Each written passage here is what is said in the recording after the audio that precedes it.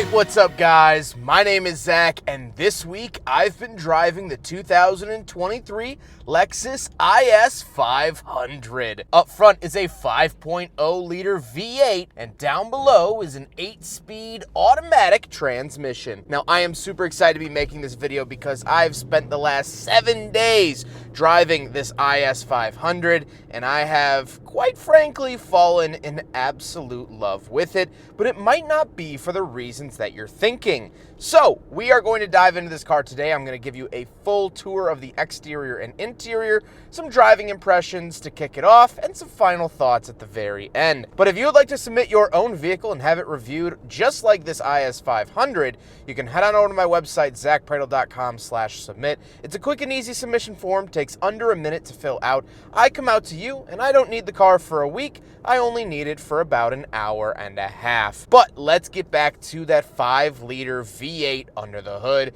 That is what makes the IS500 so special. The interior accents, the exterior, all of that can be found at the base model 300. Not really that special, but the 5-liter is. It's the same 5-liter shared with like the LC500, the RCF, of which I've reviewed both of those vehicles and loved those engines equally. Now they put it in the IS500, and it is quite the little rocket. It produces 472 horsepower, which is plenty to get you where you're going and put a smile on your face. The other thing is that they're really reliable. They've been using this 5-liter V8 for quite some time, and it has proven itself time and time again that it is ready to go the distance, and that is one of my favorite attributes of the IS500. Fuel economy, 20.5. Look, it's a 5-liter V8. I drove it like a 5-liter V8. I loved it like a 5-liter V8, and honestly, I'm such a big fan of this engine. It could get 6 miles to the gallon and spit in my lunch sandwich if it wanted to, and I would still love it and prefer it over most engines offered today. So, I do not mind that 20.5. Now, like I said, paired to it is an 8-speed auto. It's fine, it's doing the job. It's decently quick on the downshifts and whatnot when you do put it into Sport Plus, all that stuff. It's an 8-speed, don't know really much else to tell you. Last but not least, the IS500 is rear-wheel drive, and that has been an absolute joy here in the rainy fall season of Chicago. If you're wondering, yes, it does. So how does it feel to actually drive the IS500? Well, it's a little bit of a double-edged sword, but only in the best way possible. Around town here, I'm driving. I'm actually coming towards a school zone. Lightly in the throttle, it's totally normal. It's quiet. It's very Lexus. But then you put your foot into it, and that engine growls at you, and you go flying. It is so fun to rev out to that 7,000 RPM red line in a 5-liter V8.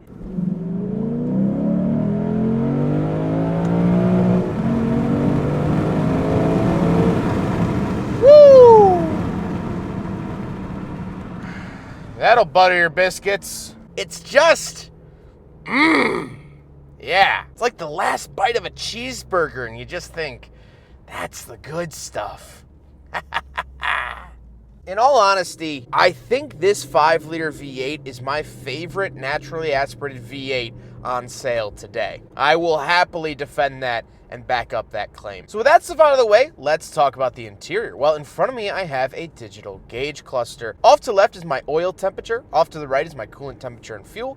And then I do get my tachometer and speed in the center. And this can, of course, be customized as well to show a couple different screens. And when you switch drive modes, you go up to Sport, Sport Plus. It changes the faces of the gauges, makes it look a little bit more fun in that way. I really, really like the gauge cluster. Quick, simple, easy to read, and that's what I look for. On the steering wheel, on the left, I have my volume and skip track as well as mode and phone options. And off to the right, we have our selectors for that gauge cluster screen, as well as the adaptive cruise control options. The overall steering wheel is wrapped in perforated leather. It has the F Sport badge down at the bottom and paddle shifters around the back. Off to the left, we do have a single climate control vent, our trip odometer, automatic high beams, our camera button, the rear sunshade controls, dimmer switch, and a couple of interesting things. I do want to talk about the camera button. This has been very, very helpful, and I've been begging Lexus to add this to more of their vehicles. I'm glad that they are. This does have a 360 camera, which you can toggle at either slow speeds or in park. Off to the left, love that feature. And you actually get to decide the color of the car on the screen. So you can actually go into the settings and change the color of the car that appears on the screen. Moving on to the door, we have 3 different levels of memory seats, as well as our power mirrors, power locks, and power windows. Moving into the center, we do get an infotainment screen. This isn't as large as a lot of other Lexus products, and I actually kind of like that. It's clean, simple, and concise. It does not have wireless CarPlay. It only has wired CarPlay and Android Auto. However, I don't mind that. I actually prefer wired CarPlay because there's no lag, but a little behind the times in terms of tech. Then we do have 2 climate control vents and the analog clock. I love that Lexus still puts this in their vehicles. I wish I could get one as a wristwatch. Then we have the climate controls. They are buttons, which I love. This is all gonna play into my final thoughts. I love the push button climate controls, very simple. The only weird part is the sliders for the temperature, but I can get over that. I do have a CD player with the Mark Levinson sound system. And then moving down below, we have our heated and ventilated seat buttons, heated steering wheel, and the shifter area. So off to the left, this is the older style Lexus / Toyota shifter. I've dealt with this shifter going all the way back to the 1990s, and they are still producing it here today in the IS500, and I actually quite like that. But down below is something that I don't like. This is the Lexus trackpad, and this has been my mortal enemy for the last several years. I think it's dumb, stupid, and useless, and if I were to ever enter a celebrity boxing match,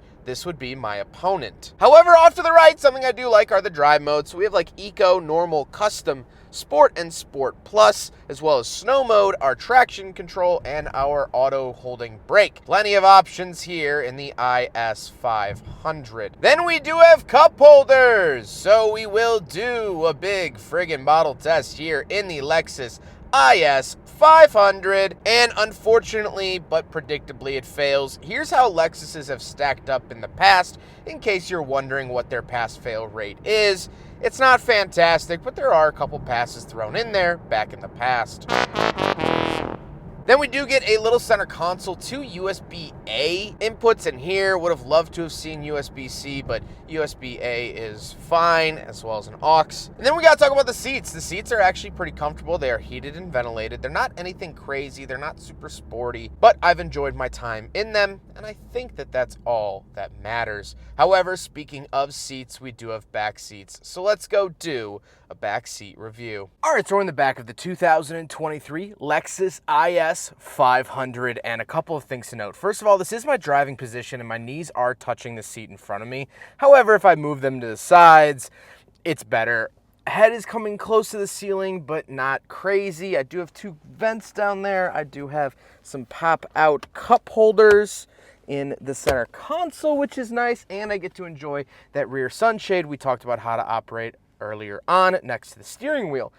Overall, the back seat space is not fantastic. However, 2 reasons for that. First of all, the IS is a small chassis. Small car, big engine, big smiles. The other thing, to be fair, is that last week Lexus gave me the LS500, which is their biggest sedan, and that had fully reclining rear seats. It had a screen in the back where I could operate every window shade from my seat. So this is a little bit different, but also you take about a 50% off discount for not having big back seats, but being way more fun to drive. So personally, I would take this car. If you rely on your back seats, you might want to look at like the ES, but I don't, so I love it, and I'm really enjoying my time back here. Let's hop out. We'll take a quick look at the trunk and cargo space, and then we'll talk about the looks. All right, so coming around the back of the IS500, the button is somewhere over here. There it is. Oh, it's almost directly in the middle. It's to the right of the camera. Anyway, once we are back here, not a whole ton of space. It's not anything crazy, but it is actually more space than the LS. Because the LS had the reclining seats, it actually ended right about here. So you do actually get more room, in my personal opinion. Now, I haven't gotten out the measuring tape or anything, but from visually, this looks like more room than the LS, which is fantastic to see. Overall, here's the trunk of the IS. If you love it so much, why don't you sleep in it? Now we gotta talk about the looks, and this is finished in the Grecian water. The Lexus RX 350 I drove a couple weeks ago and had as a press vehicle was also in that same color. And interestingly enough, no one commented on that RX 350, but I got 3 strangers' compliments on this color in the week that I've had this car. Shout out to that Portillo's employee that had to take a picture. But I overall love the styling of the IS500. I wish that it got something a little bit more special because it is the IS500, but it gets those special exhaust tips. Lexus has been doing this since the mid-2000s. On their V8 performance vehicles, they stack the exhaust so in theory it looks like an 8. And I like that they do that. I like that little touch. And overall, I'm so excited every time I walk out to this car, especially at night. I love the light bar that goes across the back. I think that looks fresh and new. And honestly, I'm just a big fan of the design direction that Lexus is taking, at least in the current era. I don't really mind the big gaping mouth. However, with all of that being said, let's get on to my final thoughts. What do I think having driven the Lexus IS500 for the last 7 days? Well, my experience has been absolutely wonderful. The only downside really is that Lexus corporate has now capped this vehicle so I could only drive it 300 miles. And you bet your bottom dollar I'm gonna drive it every single one of those 300 because I love it so dang much. There were times and distances that I couldn't take this car because I didn't want to run over my mileage cap, and that seriously depressed me because this car is so wonderful. And I think the reason it's so wonderful is because this really feels like older Lexus. You see, I mentioned that RX 350 that I had, and it is a wonderful car, but that is the true showing of modern Lexus. That had a 2.4-liter turbo, a 4-cylinder turbo. That had a giant infotainment screen where the climate controls were ran through. It had push-button doorknobs. It was kind of radical in several different ways. Well, this car isn't really that new under the skin. The shifter, like I said, has been in operation since the 1990s. The V8 since the late 2000s. That trackpad, as much as I hate it and despise it, it was in cars in the late 2000s as well. This could be pegged as a 2011 Lexus product. But I don't hate that. I actually enjoy that because I'm sort of unsure about the direction that Lexus is currently taking. It's changing, and to be quite frank, I don't like change. I like being stuck in my ways. I like enjoying the things that I enjoyed 5, 10, 15 years ago. And that's how this car feels. I was trying to think of a metaphor this morning while getting ready to film this review, and it stumbled upon me as I was taking my morning medicine. This car, this Lexus IS500, is this little green cup. Let me explain. We have had this green cup in my household since as long as I can remember. It used to have a sippy cup lid, but I was a biter as a kid and I chewed a hole in it and we threw out the lid, but the cup stayed. And so anytime I have to take medicine, I have to just get a little spritz of something, wet my beak a little bit, the green cup is here for me.